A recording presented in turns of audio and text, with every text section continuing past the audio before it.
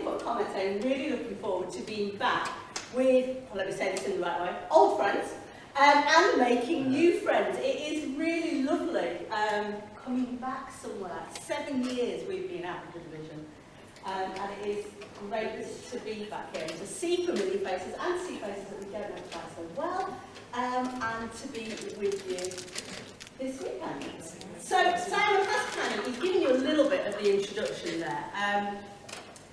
So yeah, TAC, Territorial Advisory Council, invited 3 different corps, and when we were there, it was 3 very different expressions of the Salvation Army, of which Preston was one, and of which the other 2 were completely different to Preston. And I think that's really, really important. We hope you hear from us tonight and throughout the weekend. We genuinely love our appointment and our church family in Preston. It's amazing. Don't get me wrong, it's not perfect. And we hope that you hear that from us as well throughout the weekend.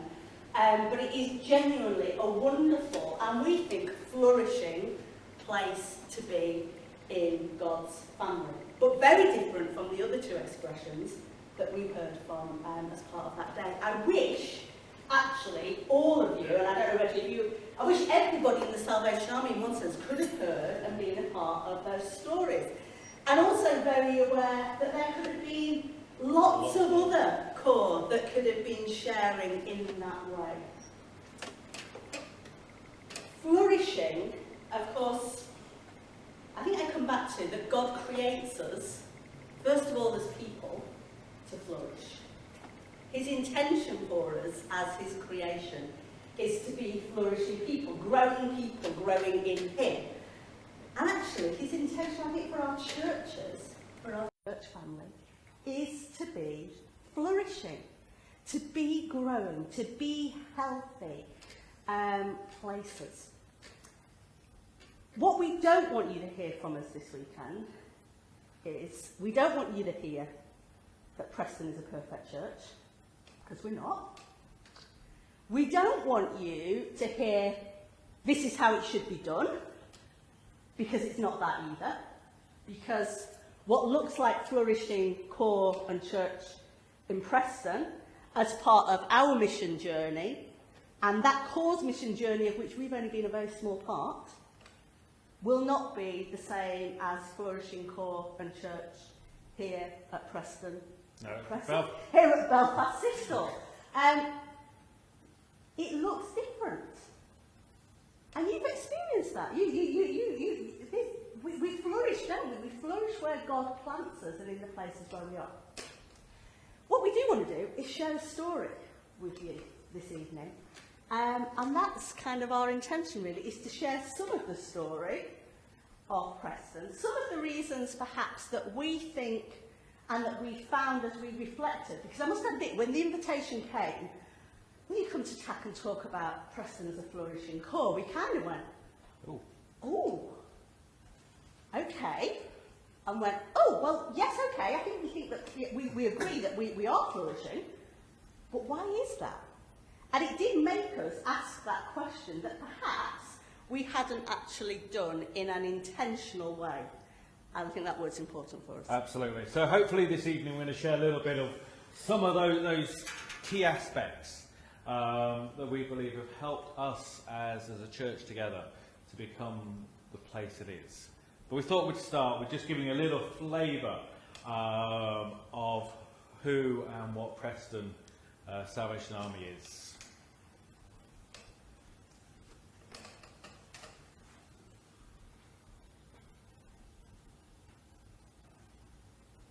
We're a church, scattered and gathered, united together.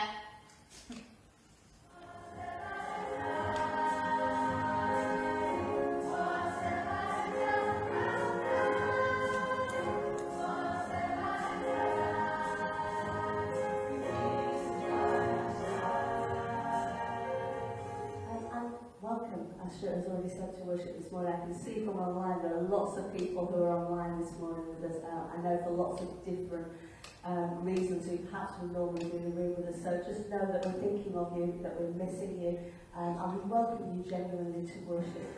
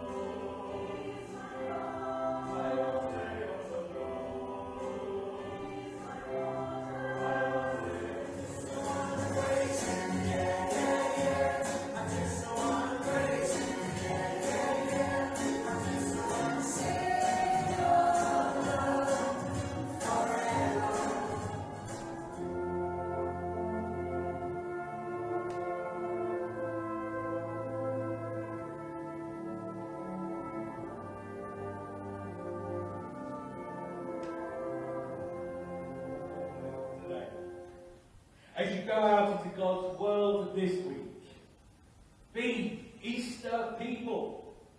Be those who say, why are you looking for the living among the dead? Jesus is not here. He is risen. When we are out drinking coffee, when we are out at work, when we are at school, we are still connected and part.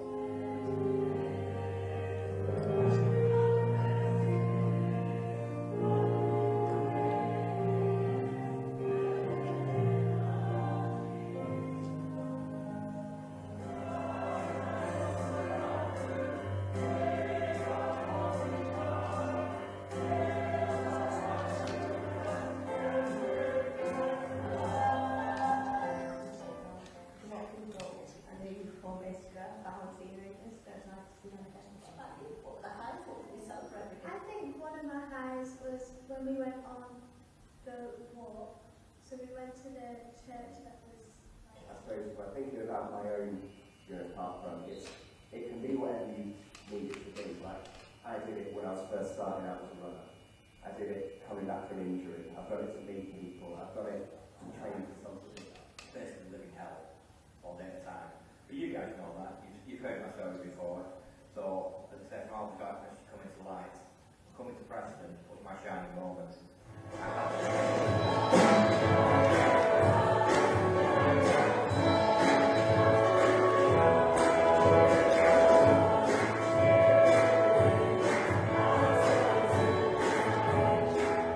We're church, scattered and gathered, united together. So, just a little flavour of Preston. You see there, it's kind of, we look different from week to week. We have a very mixed congregation, which is great. Now, as part of our preparation for the TAC conference presentation, we did a very short survey that we asked members of our church to complete. And one of the questions was simply, describe Preston SA in 3 words. And thanks to the magic of the internet, kind of merged all those things together. So the bigger the word, the more responses, more times that word was said. And in one sense, we could finish here because this really does sum up Preston Core as a welcoming place. Friendly, inclusive, family, caring, even food there being one of the bigger words. Food is important to us. And it is just a great place to be. And it's great to see that actually our people see it as that kind of that welcoming place. So, Preston is, so it was an interesting breakdown, this one, which was done specifically for membership, which is a slightly different question. But on our roll, we have 57 soldiers, 45 of whom we would see on a regular basis. 16 adherents, 12 of whom we see on a regular basis. 11 junior soldiers, and 7 we see on a regular basis. But what was interesting as we were going through this, we have 35 people that we see on a regular basis who would call Preston their church, but aren't actually on any official Salvation Army roll, which we kind of found an interesting thing. But part of that inclusiveness for us, that whilst, yes, the soldiership and the adherence to Jewish soldiers and the covenants that people make and those commitments to discipleship are important, actually just being part of our core is about being part of the family, and getting involved where and how you can. We are unique. We do have to acknowledge that within the Salvation Army we are in a very blessed position, and it is blessed that 31% of our worshipping congregation is under the age of 30, and 29% over 65. And that is a blessing. It has its challenges, but it's great to be able to see all ages and generations worshipping together and supporting together, sitting around the table, sharing meals together, getting into the Bible together. We have challenges. It's not perfect, but it is a very blessed position for us. So that kind of then brings us on to the question of, why is Preston flourishing? And in trying to kind of answer that question. You saw on that earlier slide that welcoming was the big thing. Belonging and connection are really important to us. One of the ways we do that, we have this saying that there's a space at the table for everybody. And as we came out of the COVID lockdown, we went to IKEA and brought the biggest table that they sold. And this sits in our hub, our foyer, as a physical reminder of this thing, that there is a place for everybody at the table. A bit like, Christmas dinner, when, the family, the extended family comes round and you're pulling out the camping chairs, and you perhaps borrowed a table or some chairs from the hall as well. That seems to happen everywhere. But you make space, don't you? And sometimes, you're up close to one another. It might be noisy. It might not be quite the same environment you're used to, perhaps when you're having your Sunday lunch. But you make space because there is room at the table for everybody. And so being part of Preston Core is about this, that there is place for you. You can get involved. You can come and discover Jesus. And so this serves as a physical reminder. We sit around that table, sometimes in small groups. We sit around that table. We've sat there praying with people. Our scout leaders sit around there planning their sessions. Friday night, young people are sat around there playing all kinds of different games and things on it. There's a few scratches on there. The artwork's been complete on it. Because it's life. It's the life of the church in the centre there of just saying, this is who we are, that there is a place for everybody. Ooh, we're jumping to that. Oh, we jumped. Well, have I missed a bit out? You have missed a bit out, but I'll show a little bit. That sense of belonging I'll go back to that then. is about connection.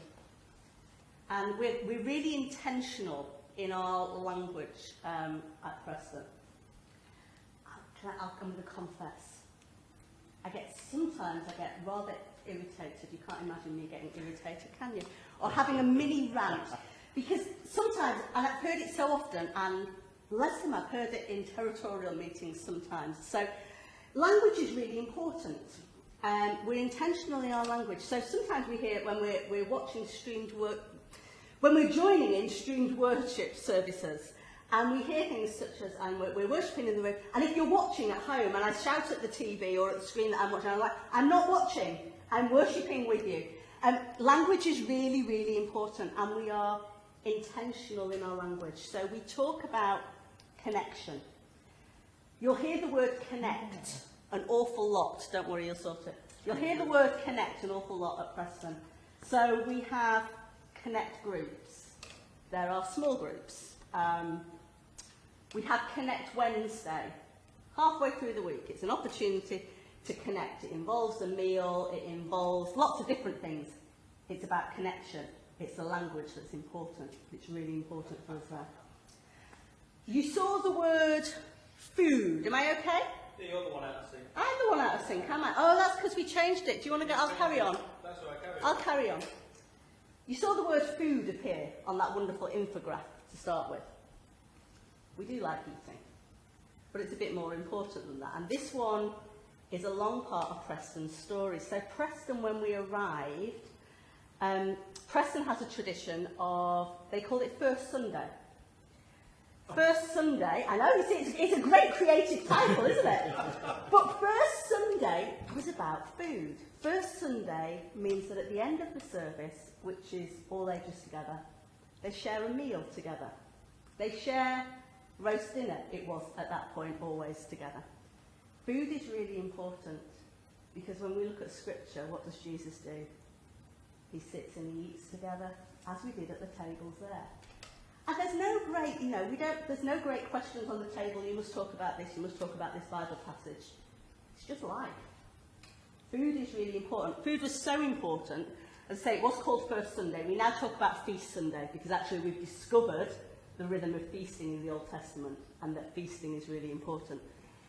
During the pandemic, of course, we couldn't feast together, could we? And for about the first kind of couple of months, we're like everybody, you're in survival mode. It's how do we get through this? What do we do? And then we suddenly, I remember saying, I said, we're missing something. We're missing feasting together. We're missing eating together. How can we do this? So we did the crazy thing, slightly crazy thing, continued for a fair few months through the pandemic. We delivered, or we posted, the feast to everybody. And then on that Sunday, we would encourage people to sit with your feast. So I know we're not all in the same room, but let's feast together, let's eat together. Share your photos of your feast and of what's going on. Food is so, so important to us. Absolutely. Do you want to carry on? I'll carry on. I'll not mess it up this time. That's all right. As a core, we're very value-driven. We've been on a journey for the last 18 months. Some of you may remember at some point in the last couple of years in the Salvationists, THQ kind of come out with this thing of, these are the values for the Salvation Army, which is a great thing, but there's no point having them if they just stay on paper.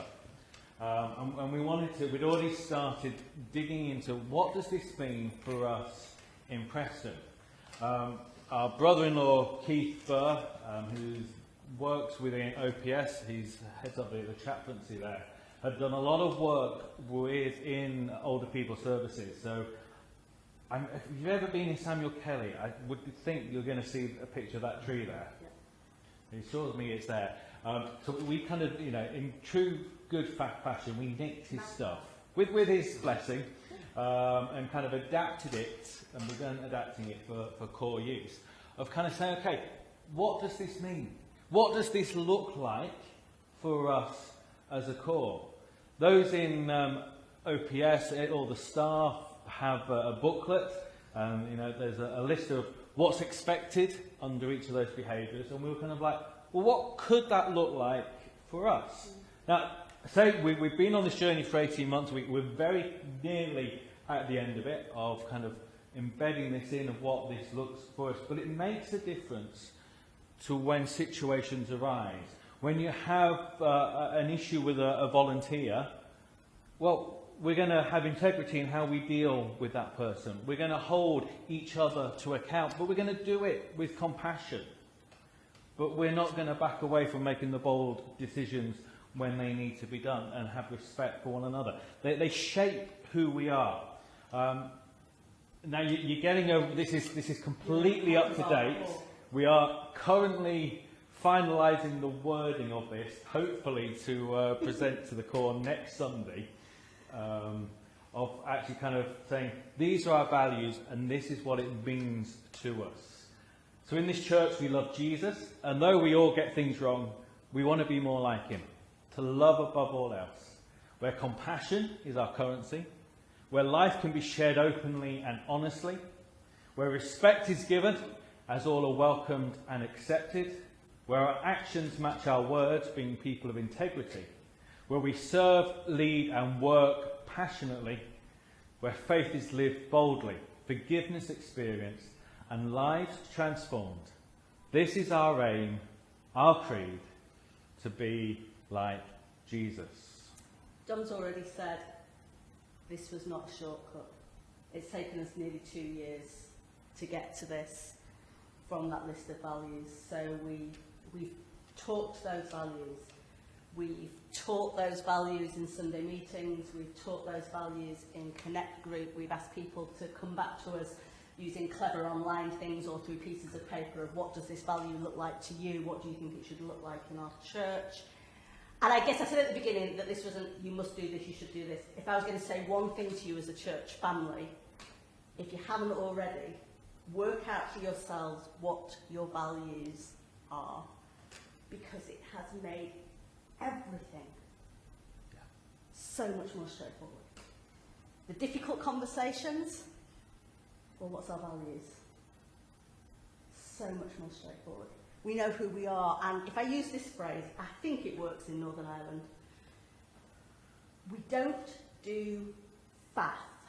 Does that translate? Yeah, in the language and accent? We don't do faff. And that culture was kind of there in the core when we arrived. So we're not going to spend time talking about the stuff that doesn't matter. So we've done some refurbishment. We're not going to spend hours talking about the colour of the walls. We know that not everybody's going to like them, but we're going to choose something that works and then we're going to move on. We're not going to do faff. We are going to be values driven and say, what are our values? And what does it look like for those values to go through everything, our leadership? And we need to be held accountable to that. So we'll say to our leadership team, you check yourself, and occasionally I've had to hold my hand up and go, that's not right. I've said that in the wrong way. I've said something on the platform. That's not right. It goes the whole way through.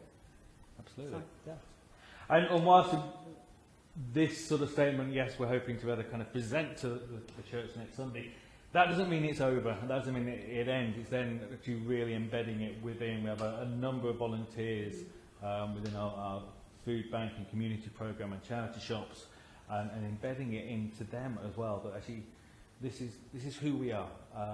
It's like the stick of rock, isn't it? It is. It's what goes all the way through the stick of rock. See, this is the bit you. It was. I jumped ahead, but there you go.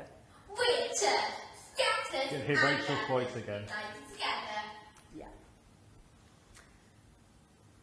Language is important, as I said. The language of being scattered and gathered is important for us in Preston. So, and I don't know, forgive me, I don't know enough about your congregation actually here. I feel as though I should know a little bit more, having been in the division quite a while.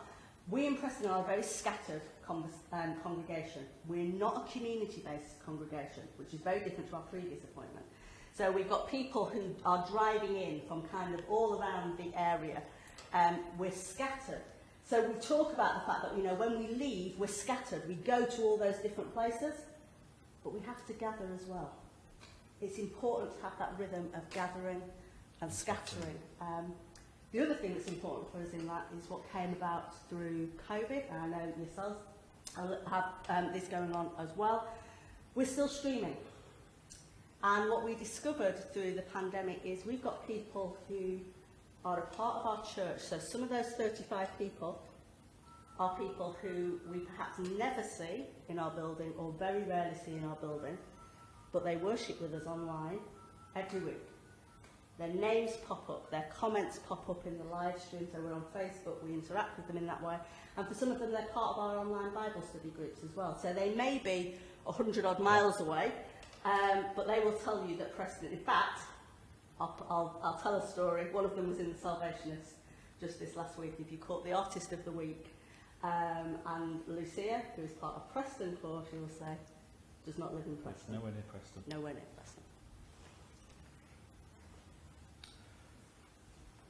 We are, as a core, inclusive, and we welcome everyone, and believe that goes back to that, there's a place at the table for everyone. We want to introduce Jesus to everybody, and we do get all kinds of people walking through our door at different places. But part of this scattered and gathered thing is that's where the language becomes so important. Because those who don't live anywhere near us, those who do join us online and do kind of very much interact on the live stream and are part of our weekly online Bible study, that the language that we use is important to that they are felt included in the life of the church. We're inclusive driven. That means that we talk about some of the difficult subjects. So we've done teaching in our Connect groups on the challenges of race and acknowledging actually some of the struggles with that we have had as the church, of acknowledging where we have fallen short and still fall short. We have conversations that are difficult to have sometimes, but we teach that there is a place for all. We teach and we touch on and we have the conversations about all of those in our community, including those who are LGBTQ, and we have the conversations. They're not easy conversations, all of them, but we have the conversations. We try to be as inclusive as we can with age. Now, there are challenges that come with that, beautiful challenges. So you saw the breakdown. That means that we have got all ages in our Sunday morning, from yay high, who are who are around you and who are playing in the back corner and who are shaking their instruments, sometimes at the right times and sometimes not at the right times, all the way through the different ages. We've got people in leadership who perhaps in some senses we would say should be retired, but actually have really powerful ministry opportunities still. We're trying. We're not perfect, and we are going to come to the challenges. I promise we are going to acknowledge the challenges as well. So this is one of the other questions that we asked in that short survey. What makes Preston Salvation Army the church you know and belong to? So these are some of the responses that we got. The unconditional love of every single person. They value individuals. Inclusivity of all people, regardless of what they look like or who they love. Multi-generational, multicultural, multi-everything. Because I worship the Lord in my way, regardless of colour, race and creed, all are welcome. I don't have to apologise for who I am. That means a great deal. Welcoming and spiritually alive. The people, attitudes, their actions. It's chilled and casual and a great place to go.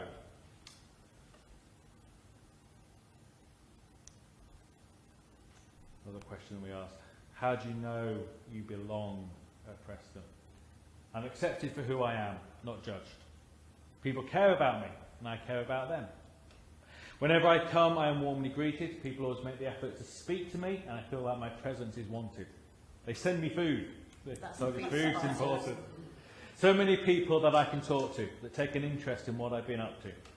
Accepted and supported. It feels like a family. What does belonging, being a member, as a disciple at Preston look or mean for you? We use the phrase disciple a lot. We find it really helpful, and that's not that we are not about being Christ-like and being Christians, but Christian has its own hang-ups with people. We talk about being disciples an awful lot. Learning to be a disciple with other people who can help me is important.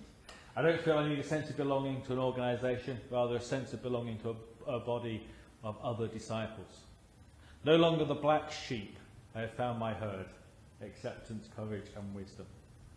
Belonging at Preston for me means being respected and included in a place where there is never a but.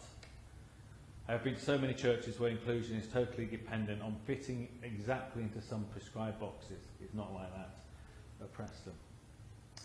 Being accepted, being listened to, being cared for, having Jesus' love shown to me. My contribution is valid no matter how small. Musical sections, called to serve. Gives me more faith when times are rough. Sing your cares away. People try and understand your needs when in trouble or someone to talk to. Belonging means people care. The Preston people look after each other and people who come in for help in numerous ways. You don't have to officially be a member to be seen and recognised as a member. We feel looked after, feeling comfortable and safe, being with my family. Serving in various ways in the church, leadership, offering musical and creative gifts, hospitality, children's ministry, being a friend. And perhaps my favourite one. Uniform is chilled and casual. Full tunic or PJs, and no one would care. I've yet to go to church in my PJs. No, we haven't I've yet actually to be seen brave that enough happen to do yet. PJs Sunday. But it is true. You will see the complete variety. You haven't said it in this bit, actually. You said at the beginning sometimes. Whilst in one sense, people might look at Preston and go, we're not a traditional corps. Well, actually, a lot of the traditional elements are there. So we still have a band, we still have songsters. There will still be people wearing full uniform. There will be people wearing polo shirts. There will be people wearing, I won't say nothing, but that would clearly be inappropriate. I think you know what I mean. There is a variety. The other thing I should say, did you spot in the video at the beginning, there's the guy on the end who's playing trombone, and he's in the white shirt. He looks like the grumpiest person ever on that video. He's not. It's the worst thing. And he's really not. I'm like, you've got a really bad video shot of him going on there. Oh, come on. Being welcomed by family and friends, participating in welcoming, inclusive worship and community engagement, gaining and giving, having people to look out for you and look out for others in return, friendship, care, love and understanding. So, flourishing discipleship. What does it look like? How is it lived out for us at Preston Salvation Army? So some of the things that are important to us here, how we live it out. You know, disciples are meant to be doing people. We're not created to be sitting on our, dare I use the word, backsides in churches, although gathering is important, and we say that, gathering is really important. But we are expected to be living it out. We're created to live it out and to be flourishing. So living out our mission statement. Our mission statement we hold very closely to the fivefold mission statement of the Salvation Army. So I'm going to test you. Seeking Christ, sharing the gospel, serving others, standing up for justice and reconciliation, caring for creation.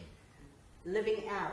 So that's challenging sometimes. So, for example, we did a focus on caring for creation at one point, and I know somebody in our congregation who goes, Debbie, I don't dry my hair very often now because the figures were really scary about the amount of electric that you use. I was like, oh, okay.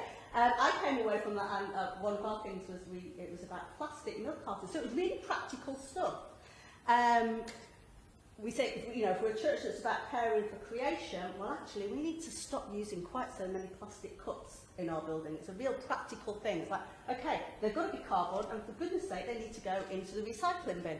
We've got to live out what our mission statement is. And lots of people bring their own reusable cups. They do.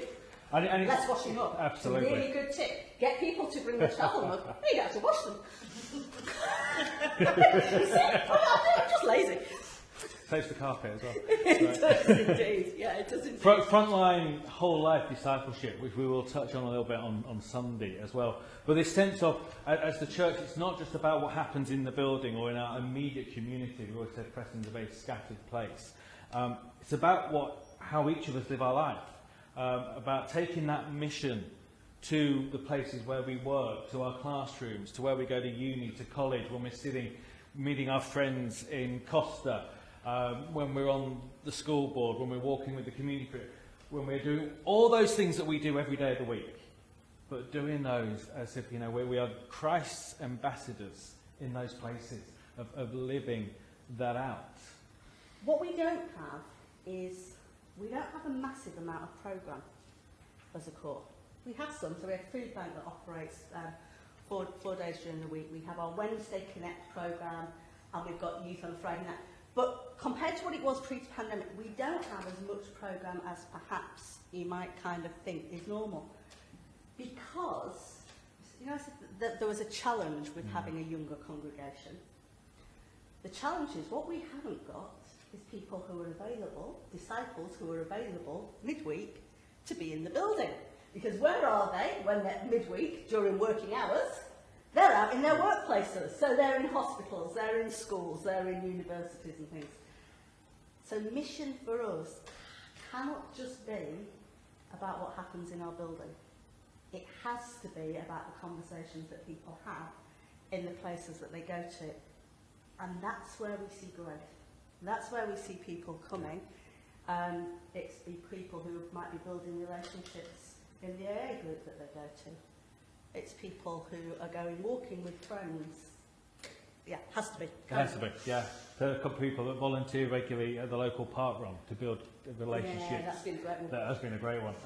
Some that actually get involved in local football clubs and the coaching and the impact they're able to have there. Prayer is an important part, and it has to be, doesn't it? As part of disciples and of church, we pray in our scatteredness together twice a day. First thing in the morning on our Facebook page with a name, a family, a couple, someone from the core is listed. We have a prayer diary that goes all the way through the core. So we're praying for a different member of our core every day. And then at 12 o'clock, prayers are posted again on our Facebook page, just to invite people an opportunity just to stop in the middle of whatever they're doing to pray.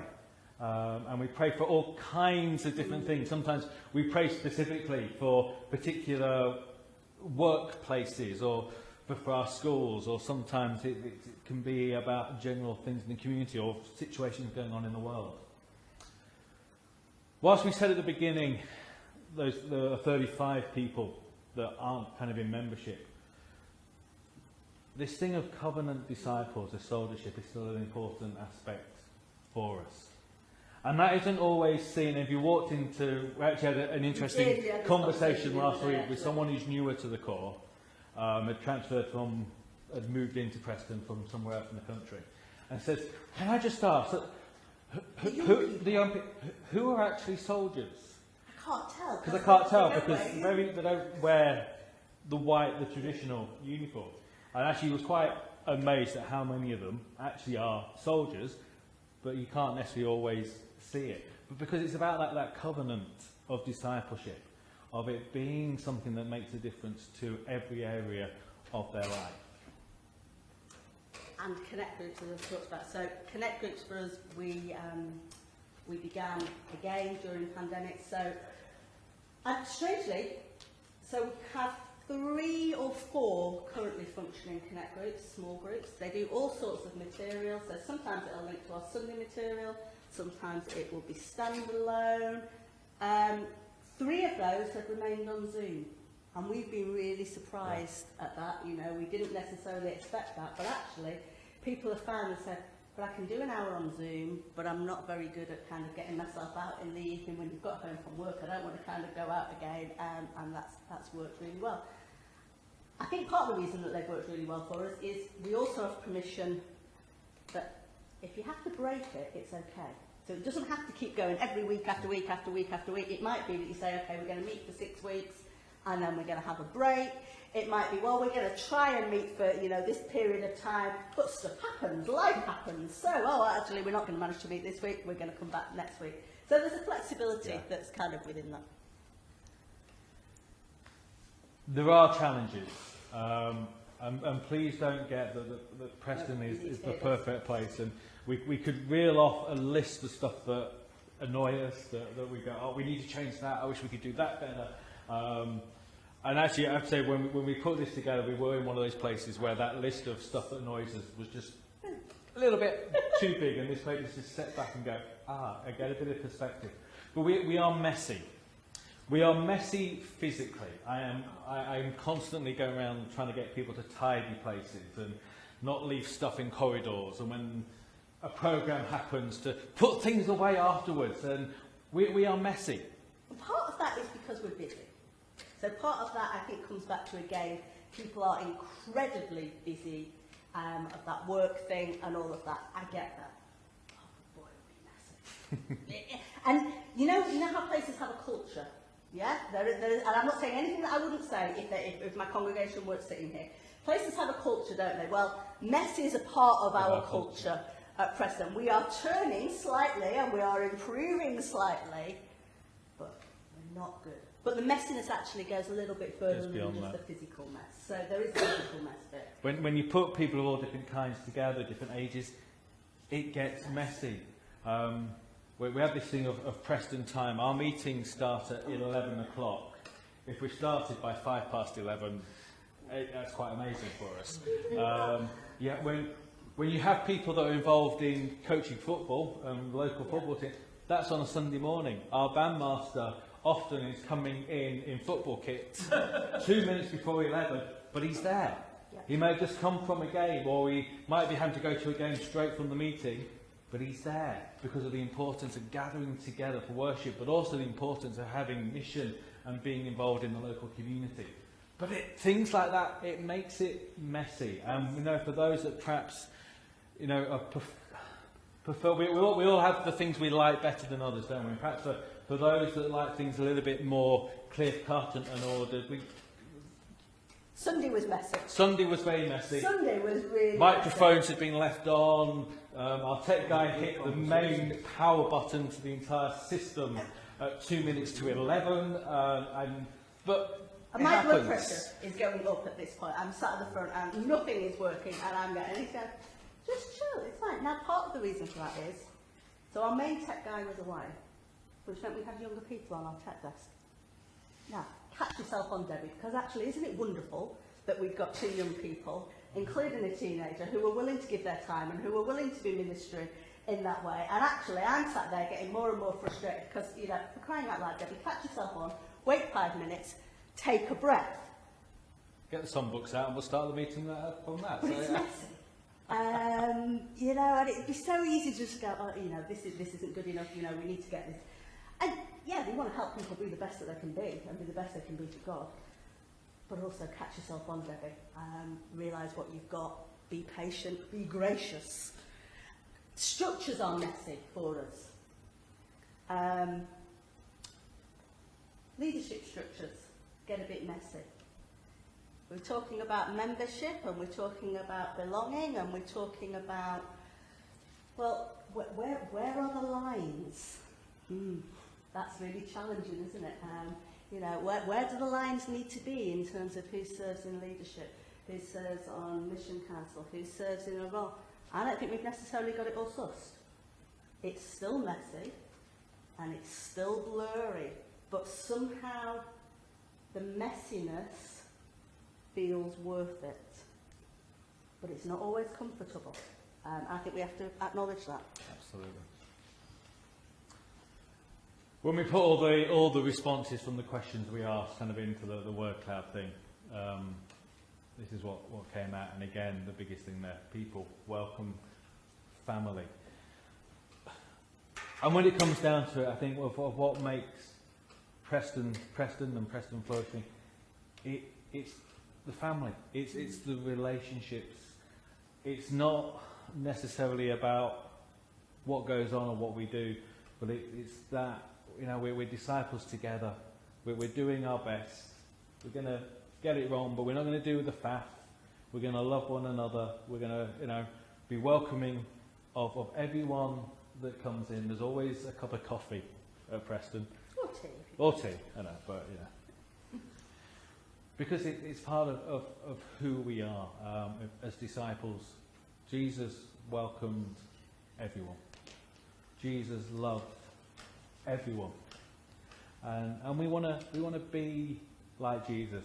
It's the song, isn't it? To be like Jesus, this hope possesses me, and that's what we want. And yeah, I think for church to flourish, you can't go wrong by trying to be like Jesus. Some of the stories of some people who perhaps have come to us during that flourishing time. We have a beautiful group of recovering addicts. I say group, but actually there isn't a set-up group. It's not a programme. They just come. They come and have a cuppa with us during the week. Actually, I'll tell you why they come. They come because, and you need to look it up or you need to be shown in a meeting at some point, which maybe it will be, because you need to hear Tony's story. And Tony, who is on the big collection video, which is why I'm saying that this year, Tony shares his story. Tony is a recovering alcoholic and Tony is a soldier of Preston Corps. He has an amazing, beautiful testimony. But he shares with these people.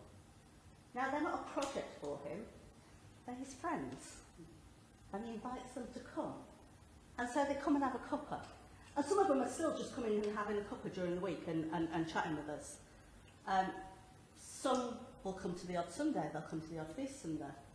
Some are coming every Sunday at the moment, including one of them, bless him, who apologised to me the other Sunday morning and said, Debbie, I'm really sorry, I'm going to have to leave early because I need to be at the chemist because I need to get my methadone script.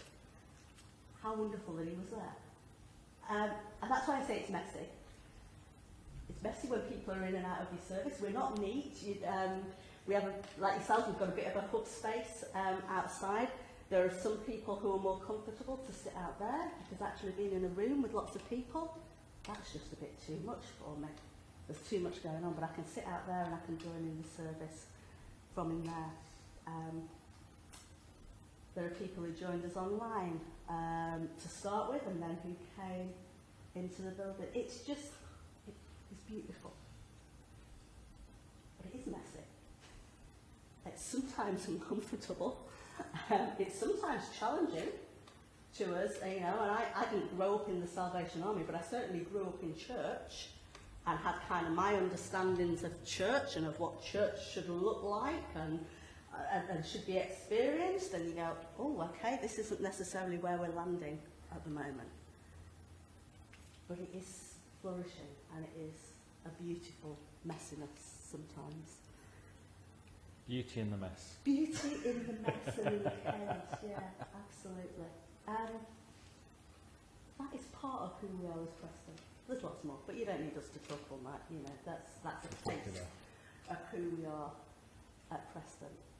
So I don't know, I kind of want to go, if you want to ask questions, we're quite happy for you to ask questions and to kind of answer the questions and have a little bit of conversation in that way, or to kind of stir a little bit of conversation between yourselves of actually, you know, what does it mean to flourish here? Actually, what would it look like?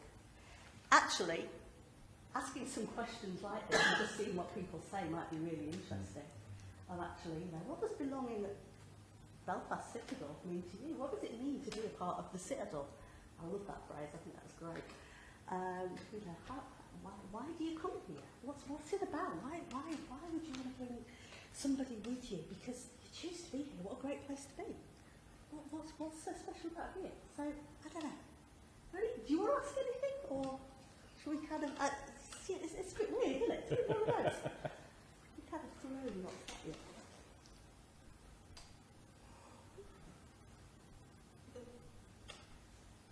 So how do you actually communicate these values Okay. to everyone? Because, Really good question. I mean, the Christian values. Yeah. Really But good what question. is it about Preston you're doing, maybe that we're not doing or other core aren't doing? Are you very intentional about this is Yeah. what we are? Yeah. Yeah, I think you pinned it actually in that sense. So we have on our platform we have two banners. And again, I'm in the middle of designing new ones. But so on one of them is the list of values.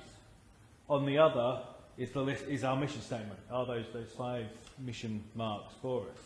So every single Sunday morning, you sat there. They're right in front of you. They're on posters around the building. You'll see on Sunday, we brought them with us. We have some coffee mugs as well that they're on. But it can't just be, even that isn't enough. So it's funny actually, because we were talking to, if you've got NHS workers, and they were a big kind of voice into this, and I remember them saying to us, like, you can slap them wherever you like, you can put them on toilet doors, you can put them there, but if we don't own them, if we don't talk about them, they will just stay slapped on the door, on the poster. So we teach them. So we've done a sermon series that goes through the values, one each week. What does this look like?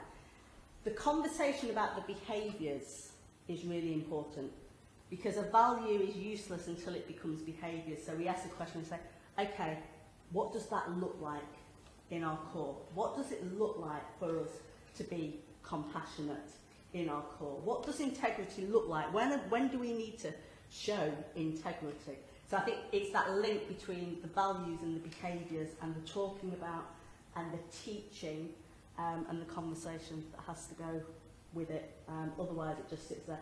So we say it's been the journey. We're going back to values next week. So next week is our harvest, and as part of our harvest service, because what we'll actually say is Our values need to be in the soil.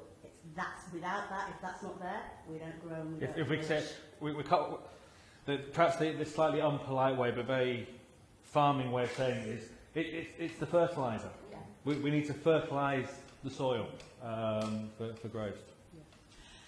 This didn't just happen though, did it? No, it didn't. No. So, And the journey predates us. We're a so small I part was of going it. to say, Yeah. it's the chicken and the egg. Was it the church that started this journey, or was it leaders who were in place started it, or was it a kind of bit of both? I think it's been a bit of both Bit of over both. the years. So there are local leaders in the core. We have some superb local leaders who have been local leaders for a lot of time. There's a lot of wisdom in the room. Yeah. The wisdom is not here. There's a leadership, yeah, and there's a God expectation of leadership, but there's a lot of wisdom in the room of people who've been on the journey a lot longer than us. When we came and we said to them, okay, tell us a little bit of your mission journey, tell us a little bit of who you are, your identity. That was, you get little bits along the way. So they've done some training courses, they've had little bits. I think where we were was, it was kind of scattered. So there was a bit of knowledge there, there was a bit of knowledge there, there was a bit of knowledge there. We just hadn't kind of come together. Put it together. And I think maybe it was the How did you get the people in the first place? The numbers.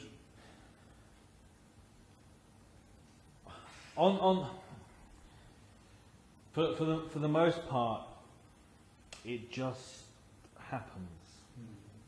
And we've seen this time again when as a church, I think when you're a place that is welcoming of people, God sends people, we've seen that where people kind of just walk through the door and they're kind of saying, you kind of ask, you know, where have you come from? And well, I just kind of felt I needed to be here.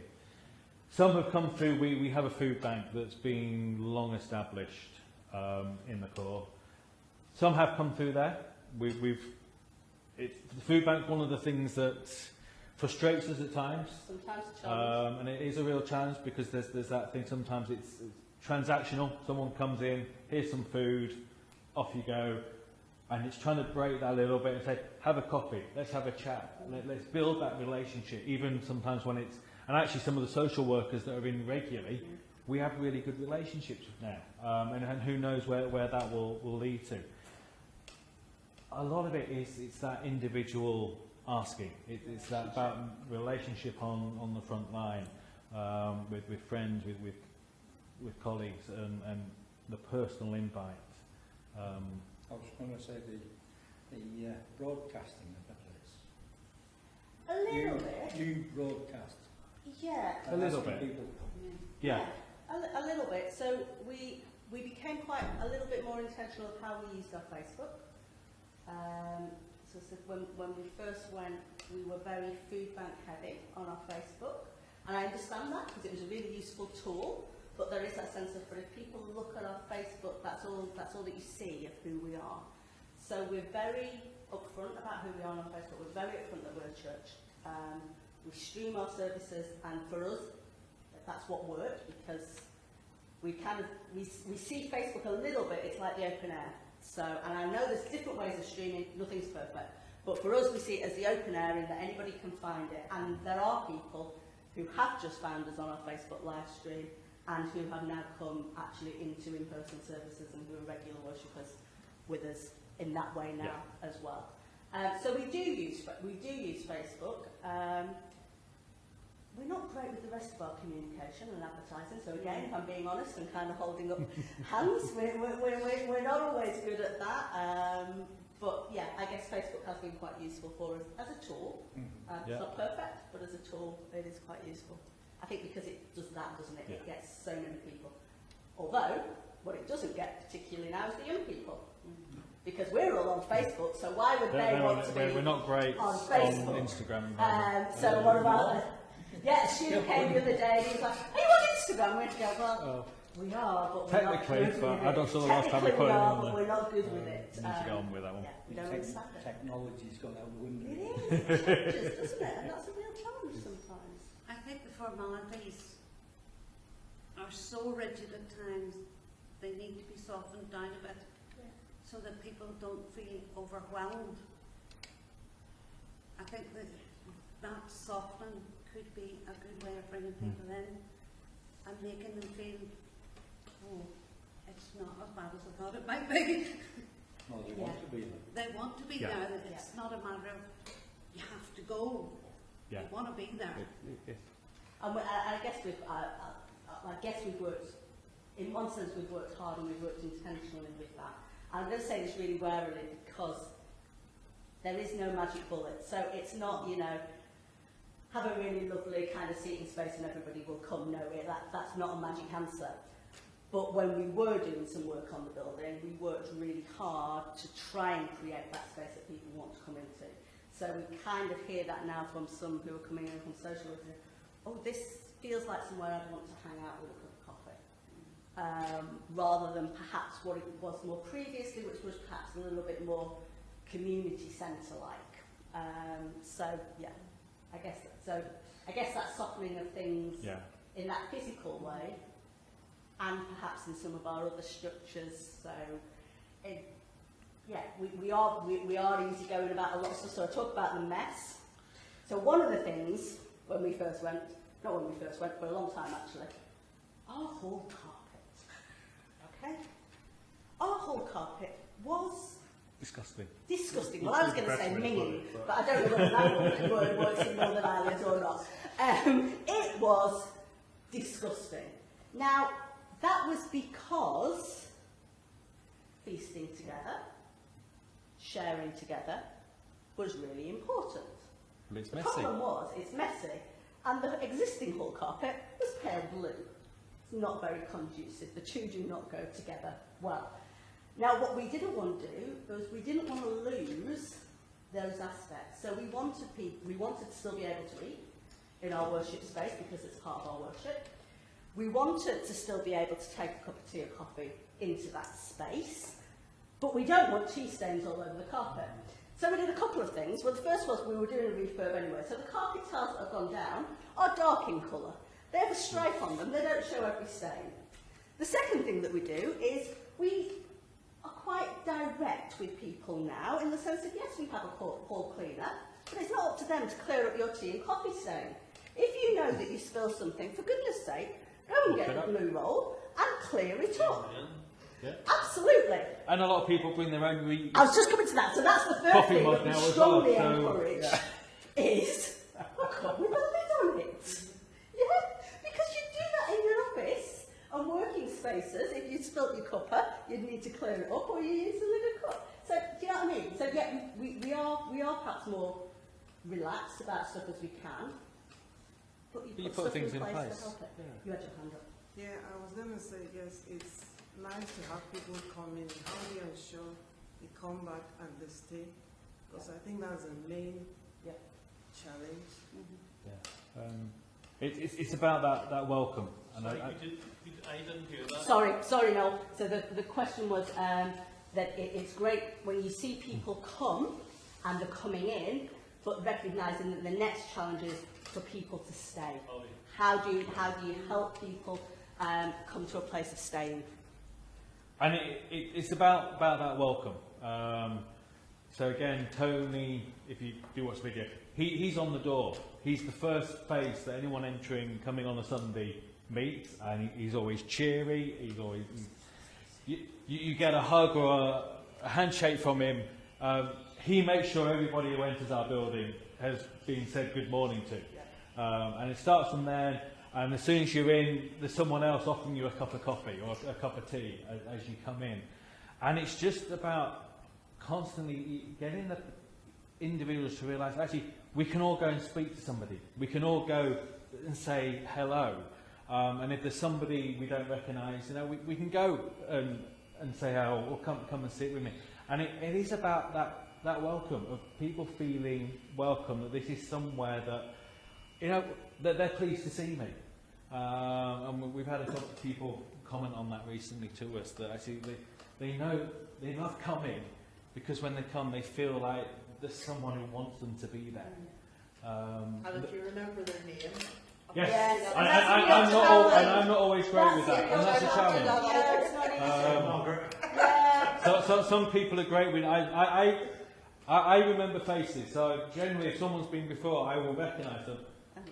I won't have a clue, and it's really awful, and it is awful. But names I'm useless with, and Connect groups, I think, have also actually. What's interesting is a lot of our newer people have joined Connect groups and find that really important because it's a place where you can grow those relationships. Now, some of those look different in terms of what they look like, but that's been really important. The other thing I'd say is having something to do and being needed. Yeah. And now that's a really hard one to balance, isn't it? Because you don't want to dump on people, and you don't want to suddenly, somebody appears, oh, wonderful, I've got somebody to do something. But if they want to be involved, and if there's something, is to find some way for them to give, and to be a part, and to feel that they belong. So one of our ladies, she's a school teacher who came, she quite quickly got involved in doing tea and coffee. And she said, oh, I can do that. That's something that I can do. That sense actually of belonging, because we need to be needed, don't we, in some way. And we need to be missed, and again this one's challenging, we need to be missed if we're not there, but we balance that with, so sometimes I'm like, oh, I haven't seen so-and-so, I'll just send them a message, but I don't want them to feel like I'm checking up on them and chasing them at the same time. So do you know what I mean? It's just that gentle message of, oh, if this is your last couple of weeks, hope you're okay, kind of thing, I think is important for people. So, a very practical question then. You talked about the carpet. Yeah. You got that changed. Yeah. How important then is the finances to the mission? It's with what you do. Yeah, it's important. It's important. We are blessed with financially as a core, but a big part of that is because of Give to Grow or Generous Discipleship as it is now. We have a culture of giving that are those who are members give and give well. We have charity shops as well. When we're having food bank, we get a lot of donations come in, but financially, we deliberately kind of keep the two apart. So everything that comes in specifically for community in the food bank is spent on the food bank and the community, and we're spending sort of £1,500 every 2 or 3 weeks on food, such as the demand of the food, but also the donations that come in. But God is faithful, and God, we've seen this in so many different appointments, including appointments where finances have been tight, and we've been on mission support as well as here. And I think when you're faithful with what you have, God doesn't let you down.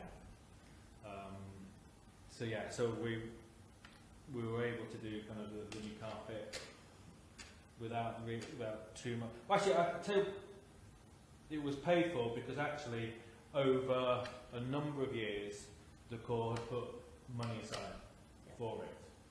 We haven't fully emptied that pot with the work we've done this year, but we've already started in this financial year to replace it, and we'll continue in each budget year to put money back into that pot, because it needs to kind of be a continual thing, so that in sort of 5 to 10 years time the money's back again in the pot to do it all again.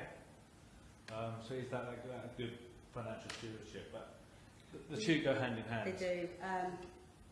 We did Generous Discipleship, or Give to Grow as it was, Generous Discipleship is it now, and we were planned for last September, October time. I can't remember the exact date.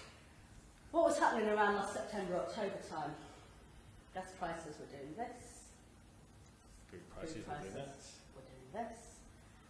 And remember we had a conversation with a couple in our leadership team, and we really weren't like, is this really the right time to do this?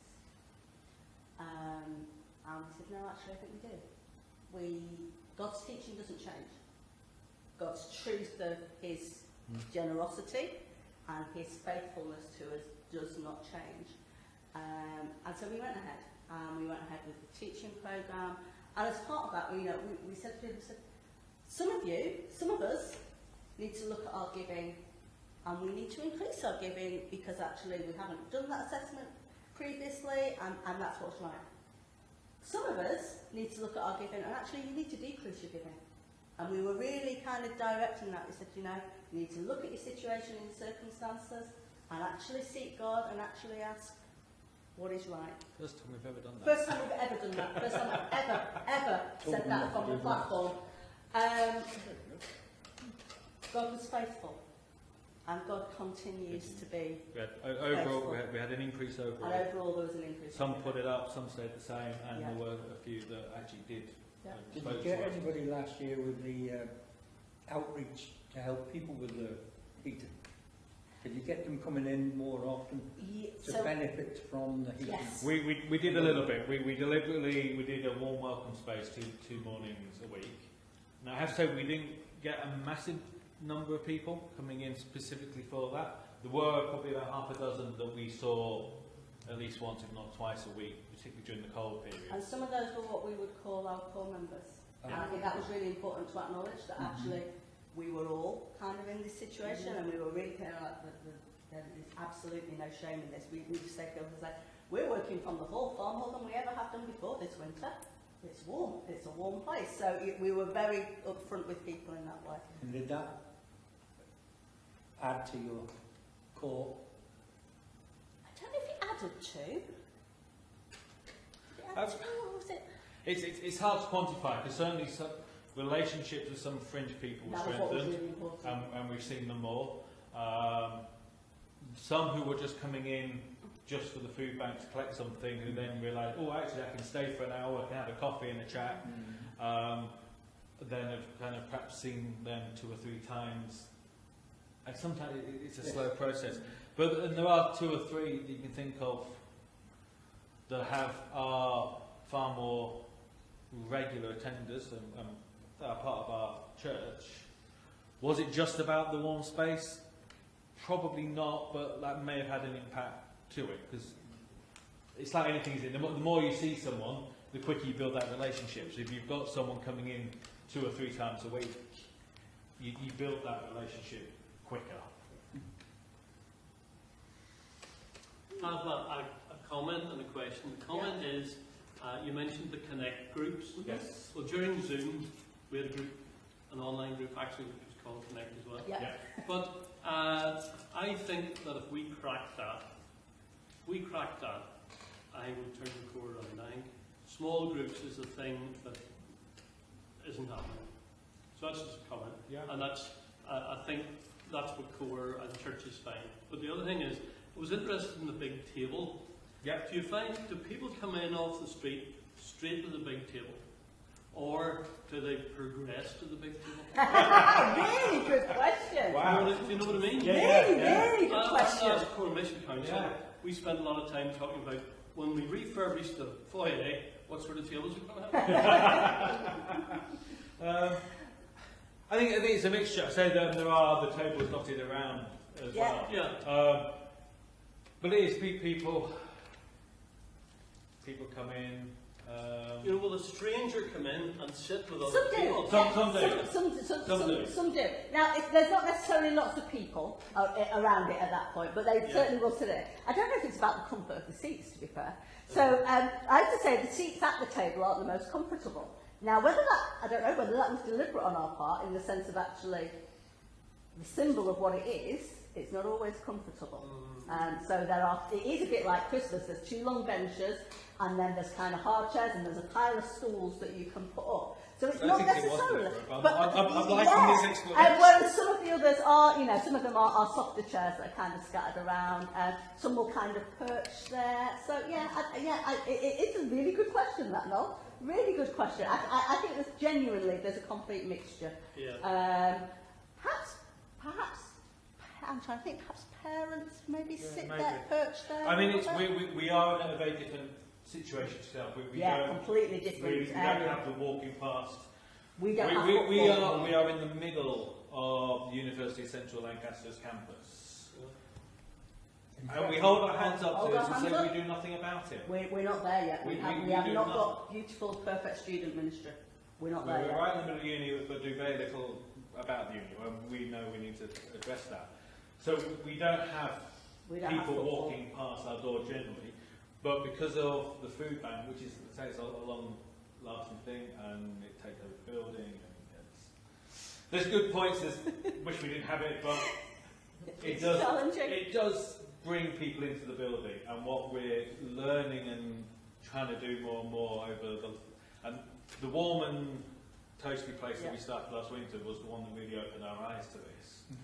That actually people, not everyone, but people would stay and have a coffee and would have a chat. And simple things like we have war cries on every single table, and the number of people that will take one, or you see them sit there flicking them.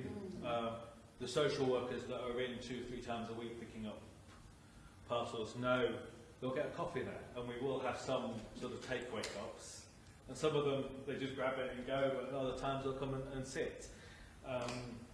So it's using the opportunities that you have to try and build those relationships, and when we're still on a journey with that. Needs of others becoming Yes. an opportunity. Yeah. Yes, Yeah. and perhaps more about what's more comfortable for others than necessarily what's comfortable for us. Yeah. And perhaps that's a bit of a challenge for us sometimes, of actually, what do other people need? Do you find many students coming? We have some With needs. students. With needs? Yes, at Yes. various points. So frustration for us. We have an awful lot of international students at Eaton. It's one of the biggest international student bases in the UK. And systems are not set up to enable those students to thrive. So those students are allowed to land without necessarily the finance in place to sustain them for a year, without necessarily accommodation. So that is a frustration. So yes, we do have students who come and seek support. Like we do with most people, is we will give support in the immediate, but actually we will signpost and direct them back. So we will go back to student support at UCLan and go, hang on, what are you doing about this? We know you have funding available. What are you doing to support? I think what frustrates us is the systems that enable people to land and to be in that situation. It's difficult, very difficult. I'm very aware of time, that it's 9 o'clock and people have wonderful bets to go and sleep and you don't want to stay all night. We're very happy to chat at any point, catch us on Sunday, if there's something that you've seen and think, what was that about? What were they twittering about that for? Do come and kind of talk to us in that way. We do not have all of the answers. We really don't. We're learning and we're privileged to be a part of this journey with Preston. Also aware that at some point we will move on and the journey will continue. And it will continue because it's owned by the core. And it's maybe come here sometime? Sorry? You'll maybe end up here sometime? Salvation Army is a strange thing, isn't it? It is a really, really strange thing.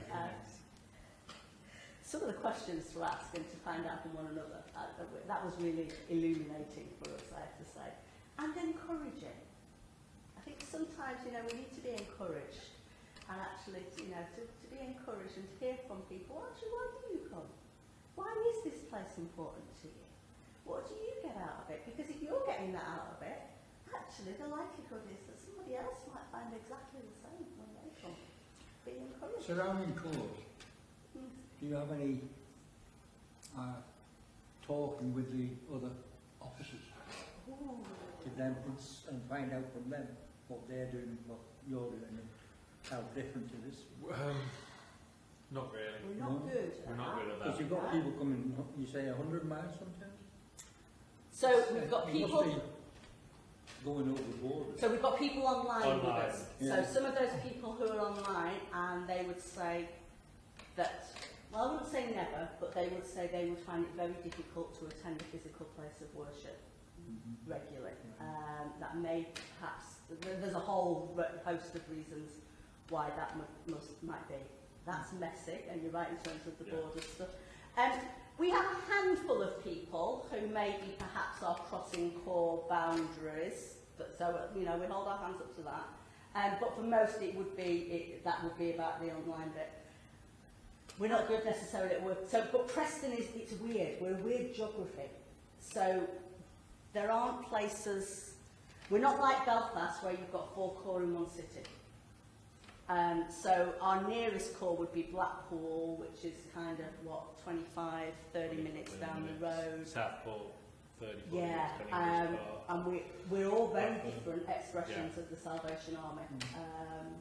So we do share with one another, but it is something to build on, and actually it's something that DHQ would identify that actually we need to strengthen. I was just going to say, what is the problem? Crossing the boundaries? In what? Tell me a little bit more. With people. In what sense? With people. Yeah. In one sense, I don't think there is. I think because people go where they feel welcome and they can be part of the worshipping and active community. I think there's always a challenge that churches work best when you're impacting your community. Yeah. So if you're coming from one town to a completely different town, which we do have, you kind of go, that's great, and they're active members of our church, and are active on their front lines, but there's a part of you that kind of goes, actually, maybe you should be active in your own town. It's a challenge. It is. Yeah. And often it sounds almost as if it's a bad word to cross a boundary. Yeah. And is it? It does feel that way. It does feel like that sometimes. And some of our people will go, actually, we do it for very good reasons. I'm trying really hard to be loyal to the wider Salvation Army. But okay, I'll be really honest, for some of our people who do that, they do that because they haven't felt welcome at another court, perhaps, or another place of worship. And the geography is... And the geography is very different. Thank you. Your time is massively gone. Can we pray with you? Can I pray? Yeah, let's pray. Father God, we want to thank you for the privilege of spending an evening talking about your kingdom, Father. Talking about what we believe through our journey and learning might make us flourish as your people. Lord God, we want to be flourishing for you. We want to see our churches flourishing for you. So, Father, I want to pray for this beautiful group of people who are here and for the church and the families that they represent, Father. I want to pray, Lord, that they will just have more and more enthusiasm and passion for you and for your kingdom and for your mission. Lord, we know because we've seen it, Father. We have seen you. We know that you are at work in this place. We have seen your mighty hand do amazing things. And so, Father, I just pray, Lord, perhaps for fresh vision, perhaps, Lord, for a renewed sense of energy, maybe where energy is just feeling a little bit drained and waned. I just pray, Lord, that you will just, pour out your Spirit. Bring something new. Bring more of you. Bring a growth that is rooted in your love, that is rooted in who we are in you and in your values. Lord Jesus, make the Citadel and these wonderful people all that you would have them be in your mighty name, for your kingdom's sake, that your kingdom will grow and flourish in them. We pray this in your precious name. Amen.